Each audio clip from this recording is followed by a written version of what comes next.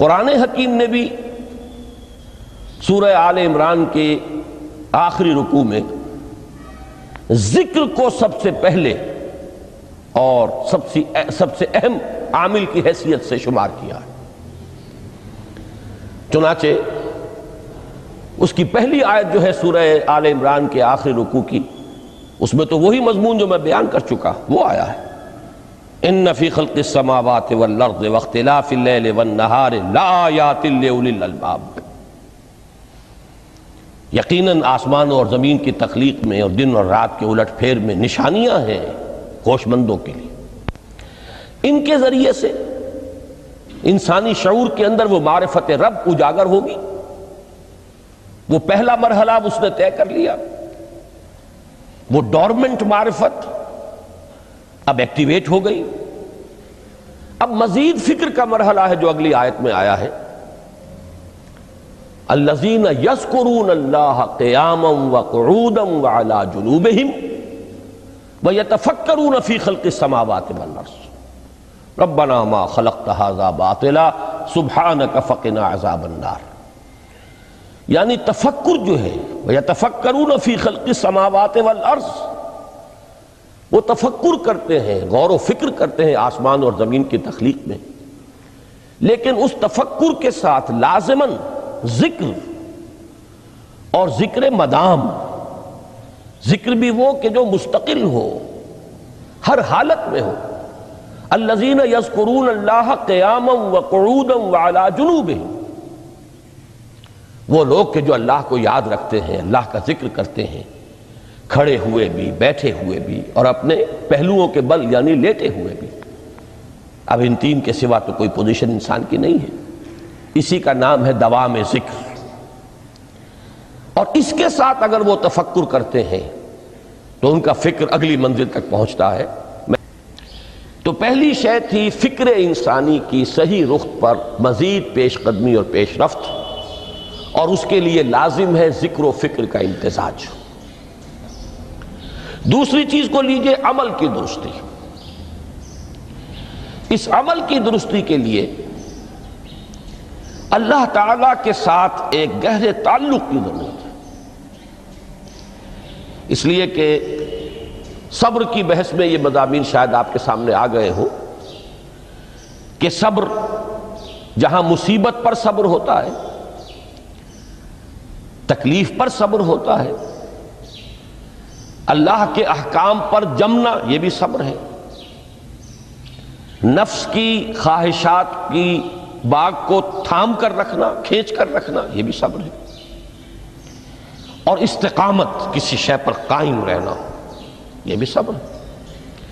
تو عمل صحیح پر استقامت کے لیے وَاصْبِرْ وَمَا صَبْرُكَ إِلَّا بِاللَّهِ، اس صبر کی سب سے اہم جو بنیاد ہے، اس کا جو سب سے بڑا ذریعہ ہے، اس کا جو سب سے بڑا سہارا ہے، وَمَا صَبْرُكَ إِلَّا بِاللَّهِ، اس کے لیے ضرورت ہے ایک گہرے تعلق کی کہ اللہ کے ساتھ ایک ایسا تعلق برقرار رہے جو نہ صرف گہرا ہو بلکہ دائم و قائم ہو، مسلسل۔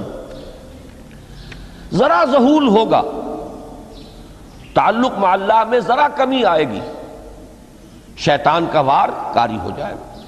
اسی کو حضور نے حدیث میں یوں تعبیر کیا ہے تمثیلاً کہ جو دل اللہ کی یاد سے غافل ہے، اس پر فارسی کا وہ مقولہ بھی ہے کہ خانہ خالی را دیو می گیرت، گھر خالی رہے تو جنات اس پر دیو جو ہے آ کر قبضہ جما لیتے ہیں۔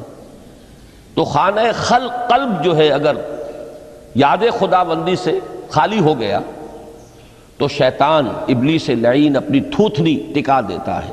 یہ لفظ آتا ہے سور کے منہ کے لیے تھوتنی، جس طرح اس کا نکلا ہوا سا منہ ہوتا ہے آگے، تو یہ لفظ استعمال کیا گیا کہ وہ اپنی تھوتنی انسان کے دل پر جما کر اور پھوکے مارنی شروع کر دیتا ہے۔ تو شیطان کو موقع ہی تب ملتا ہے جب انسان کے تعلق مع اللہ کے اندر کمی ہو، وہ خانہ بالکل خالی ہو گیا ہو یا اتنا ضعیف ہو گیا ہو کہ کل عدم ہو جائے، گویا کہ نہیں۔ تیسری چیز کی طرف آئیے، روحانی ترقی، روحانی ترقی کے لیے میں ایک اصطلاح آپ کے سامنے لا رہا ہوں. اس سے مراد کیا ہے؟ روحانی ترقی کے لیے ہماری دینی اصطلاح ہے تقرب الی اللہ، اللہ سے قریب تر ہوتے چلے جانا. اس پر میرا ایک کتابچہ بھی ہے. تقرب الی اللہ کے 2 مدارج، 2 درجے، جو در حقیقت ایک حدیث نبوی علیہ الصلاۃ والسلام ہی پر مبنی ہے کہ حضور نے ایک درجہ قرار دیا ہے تقرب بالفرائض، فرائض کے ذریعے سے انسان اللہ کا قرب حاصل کرے. ایک ہے تقرب بالنوافل، نوافل کے ذریعے سے اللہ کا قرب حاصل کرے. ان میں کیا نسبت و تناسب ہے، اہمیت کے اعتبار سے کون بڑھ کر ہے، بلندی کے اعتبار سے کون بڑھ کر ہے، یہ تمام مسائل میں نے اپنی اس تقریر میں بیان کیے تھے جو اس کتابچے میں شائع ہوئی ہے. اس وقت میں اس کی تفصیل میں نہیں جا رہا، صرف یہ تذکرہ اس لیے کر رہا ہوں کہ جن کو بھی خواہش ہو جائے وہ اس کا مطالعہ کرے.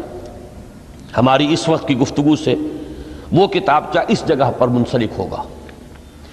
تو تقرب الی اللہ، یہ تقرب کوئی فزیکل فینومینن نہیں ہے، جسمانی یا مادی مسئلہ نہیں ہے. اللہ سے قرب یہ نہیں ہے کہ کوئی کروڑوں میل کا فاصلہ ہے، اب ہمیں کوئی رسی پر چڑھنا ہے اوپر بڑی محنت اور مشقت سے. فصل تو ہے ہی نہیں، فاصلہ ہے ہی نہیں، بعد ہے ہی نہیں.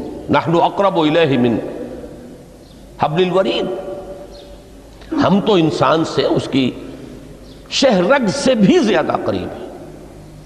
ہوا معکم اینما کنتم، وہ تو تمہارے ساتھ ہی ہوتا ہے جہاں کہیں بھی تم ہو. بس صرف یہ کہ تمہاری توجہ نہیں ہوتی، تم اور چیزوں میں مشغول و مصروف رہتے ہو، تم ہماری طرف دھیان ہی نہیں دیتے، تم ہماری طرف متوجہ ہی نہیں ہوتے. ہم تو مائل بے کرم ہیں، کوئی سائل ہی نہیں، راہ دکھلائیں کسے رہنو منزل ہی نہیں. انسان جب متوجہ ہو جاتا ہے اور بڑھتا ہے، آگے پیش قدمی کرتا ہے روحانی اعتبار سے، تو یہ ہے در حقیقت تقرب الی اللہ، اور اسی کو ہم کہیں گے روحانی ترقی. اب ان 3 چیزوں کو اگر آپ نے ذہن میں جما لیا، پھر میری بات کی ترتیب اس کو ذہن میں قائم کیجئے. ہم چلے کہاں سے کہ دین کے ساتھ اصل مناسبت فلسفے کی نہیں، حکمت کی. نمبر 2، حکمت قرآنی کا پہلا اور اہم ترین اور بنیادی مسئلہ معرفت رب کا حصول ہے. اس کا نتیجہ شکر خداوندی ہے. اس کا ذریعہ آیات آفاقی، آیات انفسی، اور سب سے بڑھ کر آیات قرآنیہ ہیں جو الذکر ہے، جو تذکرہ ہے، جو ذکرہ ہے. لیکن اس پہلے مرحلے کو اگر کوئی انسان بفضل ہی تعالی، اللہ کے فضل و کرم سے طے کر لے، اب اس کے سامنے 3 مسئلے ہیں. فکر کی مزید پیش رفت، مزید پیش قدمی صحیح رخ پر، اس کے لیے ذکر اور فکر دونوں کا امتزاج لازمی ہے. فقر قرآن اختلاط ذکر و فکر. الذین یذکرون اللہ قیاما وقعودا وعلی جنوبہم ویتفکرون فی خلق السماوات والارض. دوسری شے عمل کا درست رہنا، نہ افراط و تفریط ہو، عدم توازن ہو، نہ انسان نفس سے مغلوب ہو جائے، نہ انسان جذبات کی رو میں اندھا ہو جائے، نہ انسان ماحول سے مرعوب ہو کر متاثر ہو جائے. صحیح رخ پر اس کا عمل. نمبر 3، روحانی ترقی، جو اصل حاصل ہے، جو اصل مقصود ہے. نمبر 2 چیز کے لیے تعلق مع اللہ ضروری، نمبر 3 کے لیے تقرب الی اللہ ضروری. اب غور کیجئے، ان تینوں چیزوں کا بڑا گہرا تعلق ہے نماز کے ساتھ. ان تینوں کے لیے ستون کی حیثیت نماز کو ہے. لہذا ایمان کے بعد یا معرفت رب کے بعد حکمت دین کا اہم ترین مسئلہ نماز، صلاۃ. اس لیے کہ ایک طرف یہ انسان کو اللہ کے ساتھ ایک گہرے تعلق کا ذریعہ فراہم کرتی ہے. اپنے تمام مصروفیات میں سے ان مشغولیتوں میں جن میں گم ہونے کا خدشہ ہوتا ہے، نکلو۔ 24 گھنٹے کے معمولات میں سے کم 5 مرتبہ تو لازماً نکلو، اور اپنے آپ کو ذرا، اپنے حواس کو بھی، اپنی باطنی کیفیات کو بھی ذرا تازہ کرو۔ اگر کوئی گندگی، نجاست، کسی طرح کی ناپاکی کا کوئی معاملہ ہے، طہارت حاصل کرو۔ طہارت سے تمہارے اندر روح کو بھی بالیدگی ہوگی، تمہارے حواس بھی تازہ ہوں گے، تم گویا کہ بحیثیت کل تمہاری ہستی چاق و چوبند ہو جائے گی۔ وہ کسل، وہ سستیاں، وہ جو ایک کثافتیں ہوتی ہیں، ان سب سے نجات حاصل کرو، اور اب اپنے رب کے حضور میں کھڑے ہو جاؤ، اس کے ساتھ اپنا عہد بھی تازہ کرو، اس کی اہم صفات کو بھی اپنے ذہن میں پھر مستحضر کرو۔ یہی وجہ ہے، دیکھیے میں نے جو آیات آپ کو شروع میں سنائی تھی، سورہ لقمان کی 2 آیتیں، پہلی آیت میں اس کا ترجمہ کر چکا، دوسری آیت وَلَقَدْ وَإِذْ قَالَ لُقْمَانُ لِابْنِهِ وَهُوَ يَعِظُهُ يَا بُنَيَّ لَا تُشْرِكْ بِاللَّهِ إِنَّ الشِّرْكَ لَظُلْمٌ عَظِيمٌ۔ اس کے بعد درمیان میں کچھ مضمون آ کر پھر وہ آیہ مبارکہ آئی، یا بنی اقم الصلاۃ وامر بالمعروف وانہ عن المنکر واصبر علی ما اصابک۔ گویا کہ اہم ترین چیز، بنیادی ترین چیز، اللہ کو محض پہچان لینا کافی نہیں ہے، یاد رکھنا ضروری ہے۔ اللہ یاد رہے گا تو فکر صحیح آگے بڑھے گا، اللہ یاد رہے گا اور اس کے ساتھ ایک گہرا تعلق جو ہے برقرار رہے گا تو عمل درست رہے گا۔ بالکل یہی بات سورہ طٰہٰ میں جو پہلی وحی حضرت موسیٰ علیہ السلام پر ہوئی، اور پہلا مخاطبہ ہے، چونکہ حضرت موسیٰ کو یہ انبیاء کرام کے مقدس گروہ میں ایک امتیازی حیثیت حاصل ہے کہ ان سے براہ راست گفتگو ہوئی ہے، اگرچہ صرف ایک پردہ تھا، اوٹ من ورائے حجاب گفتگو ہوئی ہے، لیکن یہ کہ کوئی فرشتے کا درمیانی جو ہے وہ لنک نہیں تھا، براہ راست اللہ تعالیٰ نے حضرت موسیٰ علیہ السلام سے کلام فرمایا۔ کلم اللہ موسیٰ تکلیما، موسیٰ سے تو اللہ نے کلام فرمایا جیسے کہ کلام کیا جاتا ہے۔ تو پہلا مخاطبہ ہے، یہ پہلا مکالمہ ہے، پہلی وحی کہیے، اسی میں یہ الفاظ بھی موجود ہیں، اننی انا اللہ لا الہ الا انا فاعبدنی واقم الصلاۃ لذکری۔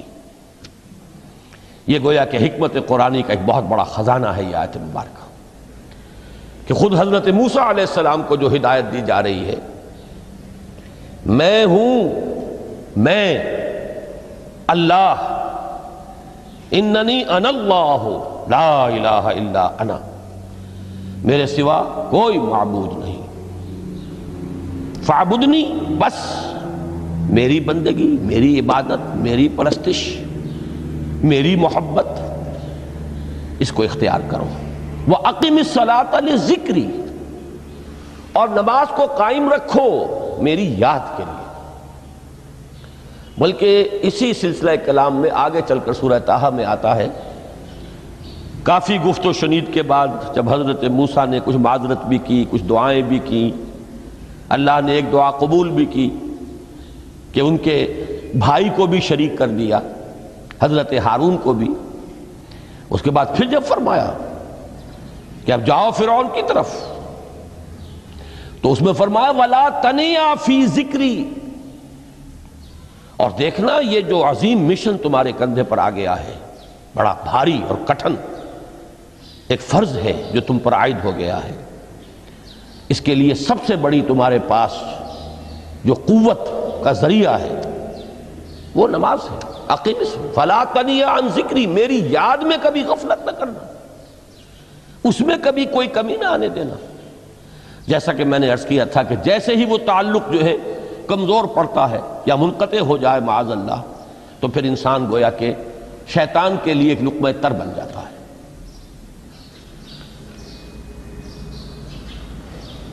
اب آپ غور کیجئے، تیسری شے تقرب الی اللہ، اس کے حوالے سے بھی جو فرائض اور نوافل کی بات ہے اس کو اس وقت ذہن سے نکال کر یہ سمجھیے کہ اس میں نماز کا کیا مقام ہے، اس لیے کہ نماز فرض بھی ہے، نماز نفل بھی ہے، وہ تو ان دونوں میں شریک ہو جائے گی۔ اب اس کو لفظ صلاۃ کے حوالے سے آپ ان دونوں چیزوں کو سمجھیے۔ صاد لام واو یا یہ چونکہ حروف علت ایک دوسرے سے بدلتے رہتے ہیں، یہ جو مادہ ہے اس کی جو خالص لغوی اصل ہے، جو خالص عربی زبان میں اس کا بنیادی مفہوم ہے، وہ آگ جلانا یا آگ تاپنا یا آگ سینکنا، حرارت حاصل کرنا۔ لہذا بار بار آتا ہے جہنم کے ذکر میں، اسلوہا، اب جلو اس میں، تاپو اس کو، یہ سینکے گی تمہیں۔ بلکہ تفتلون کا لفظ آیا ہے حضرت موسیٰ کے کلام میں، جب وہ گئے تھے کوہ طور پر، جب پہنچ گئے تو تھے آگ تک کی تلاش میں، لعلکم تفتلون، تو اپنے اہل خانہ سے یہی کہا تھا کہ مجھے کہیں وہ روشنی نظر آ رہی ہے، غالباً کوئی وہاں سے آگ مل سکے گی، ورنہ یہ کہ کوئی رہنمائی کو رستہ مجھے مل سکے گا، میں وہ آگ لے آؤں گا، کوئی چنگاری وہاں سے لے آؤں، لعلکم تفتلون، تاکہ تم، اب یہ اصطلاح در حقیقت باب افتعال ہے، اور یہ تے یہاں پر توئے کی شکل اختیار کر گئی، تا نے توبن کی صورت اختیار کی صاد کی وجہ سے۔ بہرحال اس کا سب سے بنیادی مفہوم جو ہے وہ ہے تاپنا، سکائی حاصل کرنا، حرارت۔ اس کے حوالے سے سمجھ لیجئے کہ سب سے بنیادی تعلق اس کا جو ہے وہ روح کے ساتھ ہے۔ روح میں محبت خداوندی کی آگ اگر ٹھنڈی پڑ گئی ہو، اگر محبت خداوندی کی حرارت میں کمی ہو رہی ہو، تو اس کو اثر نو، جس کو کہ میں آج سوچ رہا تھا تو ایک لفظ ذہن میں آیا کہ جیسے بیٹری اس کو ریچارج کیا جاتا ہے، اسی طریقے سے روح کے اندر محبت خداوندی کی اس حرارت کو اثر نو تازہ کرنا، یہ ہے در حقیقت نماز کا اصل مقصد۔ اس لیے کہ اس لفظ کا بنیادی مفہوم، اصل لغوی مفہوم تو یہ، اگرچہ اس کا سب سے زیادہ کثرت سے جو استعمال ہوتا ہے، اور لفظ صلاۃ جس سے در حقیقت جس تصور پر مبنی ہے وہ ہے اقدام، کسی کی طرف متوجہ ہونا اور پھر دعا۔ صلاۃ کا سب سے قریبی مفہوم لفظی جب بیان کیا جائے گا، اس سے مراد، اس کے معنی، تو دعا اس میں اہم ترین ہے۔ کسی کی طرف توجہ کرنا، مناجات کرنا، گفتگو کرنا، مخاطبہ، مکالمہ، دعا، یہ در حقیقت صلاۃ کا سب سے بڑا اصطلاحی مفہوم ہے۔ لیکن جو اس کا مادہ ہے، صاد لام واو یا صاد لام یا، اس کا اصل مفہوم جو ہے وہ تاپنا، حرارت حاصل کرنا۔ تو ان دونوں کے حوالے سے عرض کر رہا ہوں، وہ تاپنا اور حرارت حاصل کرنا وہ ہے روح کے اعتبار سے۔ وہ جو کہا اقبال نے کہ بجھی عشق کی آگ اندھیر ہے، مسلمان نہیں راہ کا ڈھیر۔ یہ عشق کی آگ جب بجھ جاتی ہے، در حقیقت یہی تو انسان کی روحانی موت ہے۔ جب یہ نہ رہے تو چاہے منطق میں بہت انسان ماہر ہو، مجھے اقبال کا ایک شعر یاد آیا ہے تقابل کرتے ہوئے، ایک انسان محکوم اور ایک انسان حر، آزاد انسان، ان کی نفسیات میں جو بنیادی فرق علامہ اقبال نے مختلف مواقع پر بیان کیے ہیں۔ محکوم ہے بیگانہ اخلاص و مروت، ہر چند کے منطق کی دلیلوں میں ہے چالاک۔ تو منطق کی دلیلوں میں انسان چالاک ہو جائے اور وہ لغت ہائے حجازی کا وہ ایک خزانہ بن جائے، اسے تمام الفاظ کے معنی یاد ہوں، وہ بڑے مسائل فقہ کے اسے ازبر ہوں، جزیات، بے انتہا جزیات جو ہیں وہ مستحضر ہوں، فلسفے کے بڑے بڑے مسئلے اس نے حل کر لیے ہوں، لیکن اگر روح میں وہ اللہ کی محبت کی آگ نہیں ہے، وہ تپش نہیں، بجھی عشق کی آگ اندھیر ہے، مسلمان نہیں راہ کا ڈھیر۔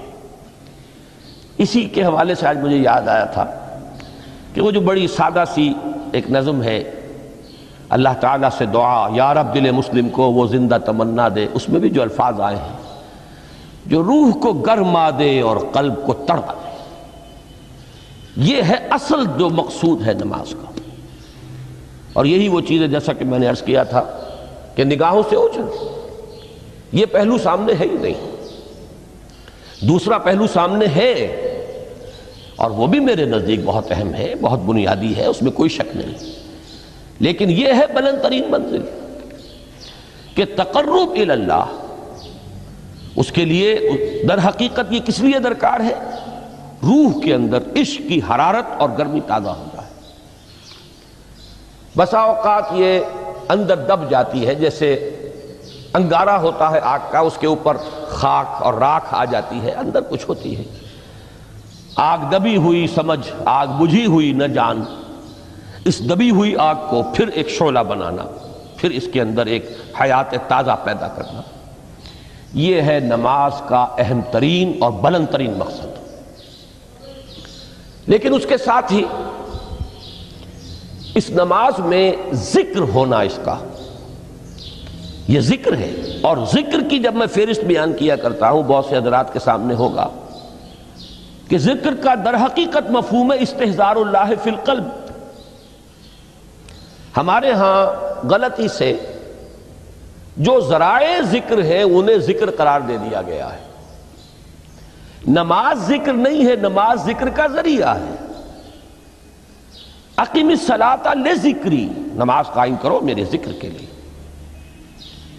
یہ اللہ اللہ کہنا یا ادعیہ معصورہ جو حضور صلی اللہ علیہ وسلم کی مسنون دعائیں ہیں، انہیں اپنے تمام معمولات دنیاوی کے ساتھ ساتھ ان دعاؤں کو بھی انسان پڑھتا رہے، اللہ سے دعا کرتا رہے، یہ تمام ذرائع ذکر ہیں۔ سبحان اللہ الحمدللہ الحمدللہ، اس کا آپ ورد کیجئے، یہ بھی ذریعہ ذکر ہے۔ حقیقت میں ذکر ہے استحضار اللہ فی القلب، اللہ کو دل میں لے آنا، اللہ کو دل میں حاضر کر لینا، اصل میں تو ترجمہ ہوگا، لیکن حاضر جاننا، یہ کیفیت جو ہے انسان کو حاصل ہو جائے۔ اب اس کے حوالے سے ذرا بات سمجھیے کہ ایک تو میں عرض کر چکا ہوں مجسم ذکر تو قرآن ہے، لہذا ذکر کی فہرست جب آپ کریں گے ذرائع ذکر تو ان میں سب سے پہلے قرآن آئے گا، اس لیے کہ وہ ہماری حکمت کے پہلے مسئلے کو حل کر رہا ہے، بنیادی مسئلہ، اہم ترین مسئلہ۔ دوسرے نمبر پر ذکر جو ہے، اب اس کے لیے کچھ اصطلاحات جو میرے مختلف دروس میں شاید آپ کے سامنے بعد میں آئیں یا پہلی آ چکی ہوں، ان کے حوالے سے میری بات سمجھیے۔ ایک ذکر غیابی ہے، تھرڈ پرسن میں، صیغہ غائب میں اللہ کی یاد کرنا، اللہ اکبر اللہ اکبر اللہ اکبر۔ ابھی اللہ اکبر جو ہے یہ جملہ اسمیہ خبریہ ہے، ایک حقیقت کی تکرار آپ کر رہے ہیں، اللہ سب سے بڑا ہے، اللہ سب سے بڑا ہے، سبحان اللہ سبحان اللہ سبحان اللہ۔ یہ در حقیقت ذکر غیابی ہے کہ آپ اس میں مخاطب نہیں ہیں اللہ سے، ایک ذکر خطابی کہیں یا ذکر حضوری کہیں، جس میں مکالمہ ہوتا ہے، جس میں گفتگو ہوتی ہے۔ تو نماز در حقیقت ذکر حضوری اور ذکر خطابی کی بلند ترین شکل ہے۔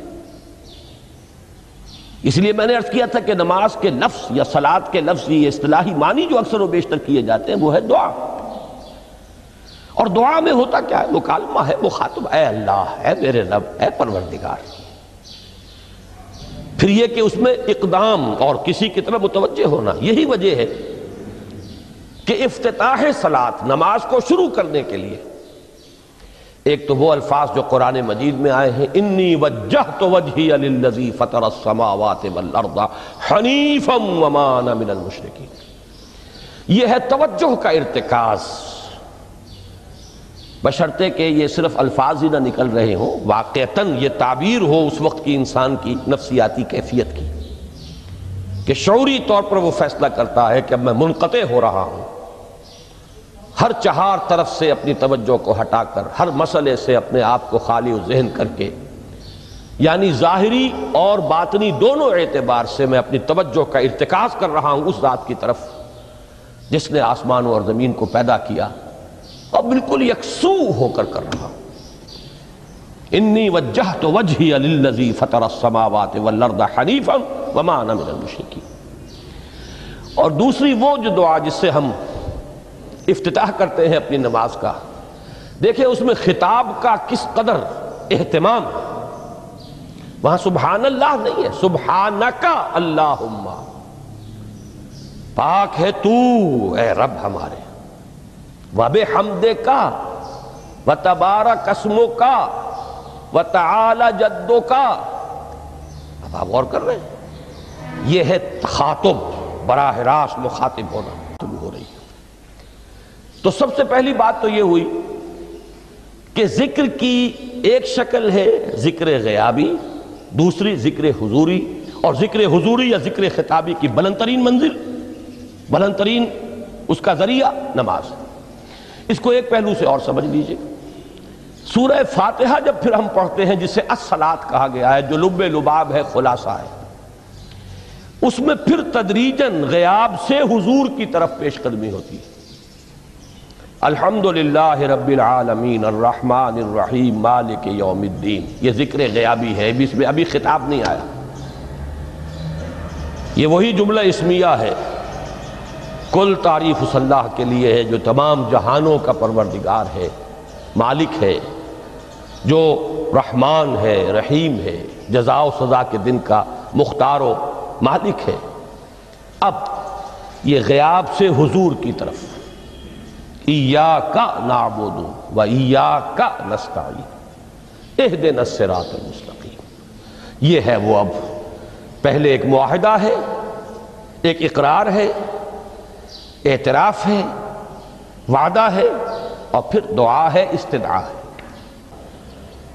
کہ حضور نے فرمایا، یقول اللہ تعالی، اللہ یہ فرماتا ہے، اسی لیے اس کو حدیث قدسی کہیں گے، قسمت الصلاۃ بینی و بین عبدی نصفین، میں نے نماز کو اپنے اور اپنے بندے کے مابین آدھا آدھا تقسیم کر دیا ہے۔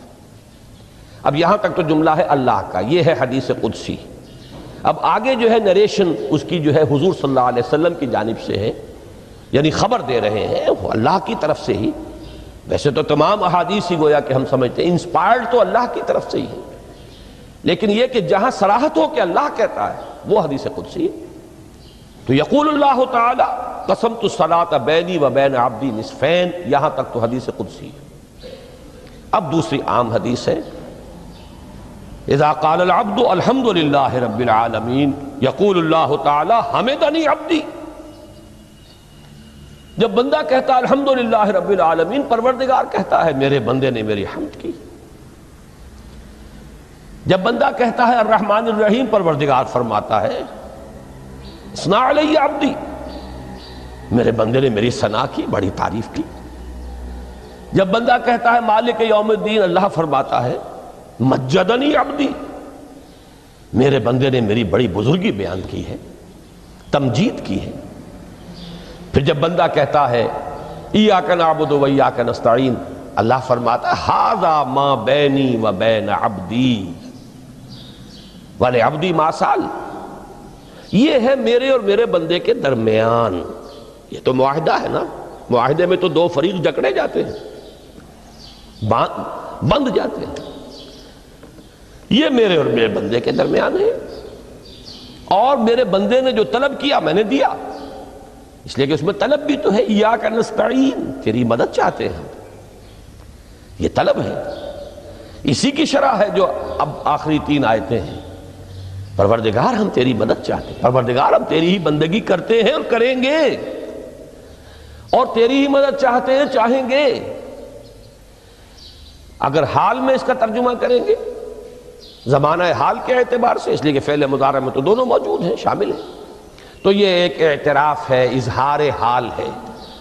اللہ کرے کہ وہ واقعتاً صحیح اظہار حال ہو، ہم واقعی اللہ کی بندگی کرتے ہوئے یہ کہیں کہ ایاک نعبد، ورنہ اگر ہماری اصل صورتحال سے وہ مطابقت نہ رکھتا ہو تو پھر تو ایک طرح کا جھوٹ ہو جائے گا، غلط بیانی ہو جائے گی۔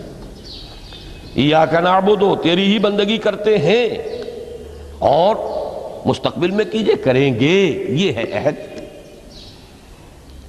تیری ہی مدد چاہتے ہیں، تجھی سے مدد طلب کرتے ہیں، تجھی سے مدد چاہتے رہیں گے، اس کے لیے فرمایا وَلِعَبْدِ مَا سَأَلَ۔ اور پھر اس کے بعد وہ استدعا ہے اهدنا الصراط المستقیم صراط الذین انعمت علیہم غیر المغضوب علیہم ولا الضالین۔ اس حدیث میں اس کو ایک ہی جملے کو لیا گیا ہے، ایک ہی جملے کی حیثیت سے۔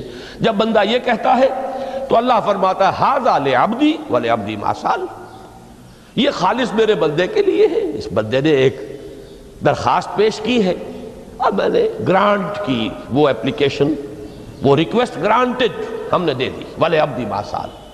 یہ ہے اس کی تاثیر کا عالم، بشرطے کے معاملہ وہ شعور کے ساتھ، بشرطے کے مطابقت ہو ظاہر اور باطن کی، بشرطے کے مطابقت ہو قول اور فعل کی، تو اس کا اتنا اونچا مقام ہے کہ ایک ایک جملہ ادھر ادا ہوا، ادھر اللہ کی طرف سے ریسپانس مل رہی ہے۔ افلاک سے آتا ہے نالوں کا جواب آخر، اٹھتے ہیں حجاب آخر، کرتے ہیں خطاب آخر۔ حال دل کس کو سنا